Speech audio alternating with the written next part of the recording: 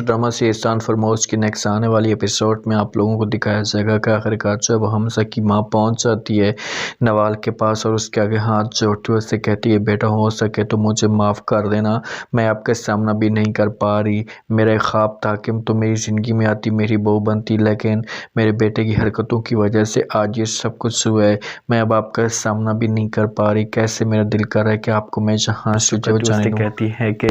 ماں جی آپ کو پریشان ہونے کی کوئی بھی ضرورت نہیں ہے، میں تو آپ لوگوں سے ناراض نہیں ہوں، میں تو یہ شکر ادا کرنا چاہتی ہوں کہ میری آنکھیں کھول چکی ہیں، میرے سامنے یہ سب کچھ آ چکا ہے، ورنہ پتہ نہیں کیا سے کیا ہو جاتا اگر میری شادی حمزہ کے ساتھ نہ ہو جاتی۔ میں تو پہلے بھی یہ چیزیں حمزہ کو کہہ چکی تھی، اس سے بتا چکی تھی کہ حمزہ آپ جو میرے ساتھ دھوکہ کریں گے، آپ میرے ساتھ فراڈ کریں گے، اور دیکھا کہ آج ایسے ہی ہوا کہ اس نے میرے ساتھ دھوکہ کیا، میرے ساتھ فراڈ کیا۔ خیر میں یہ چیزیں بھول چکی ہوں، یہ چیزیں اب میں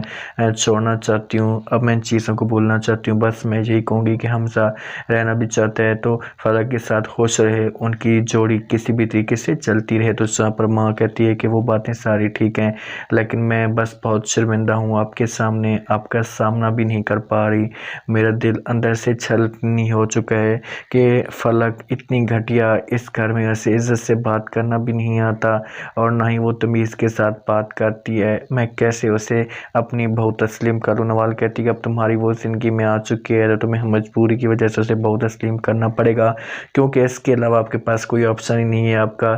ایک ہی بیٹا ہے اور اس نے کوئی غلط قدم اٹھانے کی کوشش کی تو آپ کے لیے بہت بڑا مسئلہ کھڑا ہو سکتا ہے۔ اس بات پہ ماں کہتی کہ آپ کی یہ باتیں تو مجھے اچھی لگتی ہیں، بس میں مجبور ہو چکی ہوں، اب میرے پاس کوئی اور آپشن بھی موجود نہیں ہے۔ اس کے علاوہ دوسری طرف آپ لوگ یہ بھی دیکھیں گے کہ عالیہ کال کرتی ہے جہاں پر کبیر کو، اسے کہتی ہے کہ کبیر تم ایسا کرو، میں آپ کو کچھ باتیں کہنا چاہتی ہوں، آپ میری بات مانیں گے؟ تو فوراً تو اسے کہتے کہ آپ کی پہلے بھی تو باتیں میں نے مانی ہیں، کبھی انکار نہیں کیا، تو ابھی بھی آپ کی ساری باتیں مانوں گا۔ جی بولیں کیا بات ہے؟ وہ کہتی کہ آپ ایسا کریں کہ آپ شادی کر لیں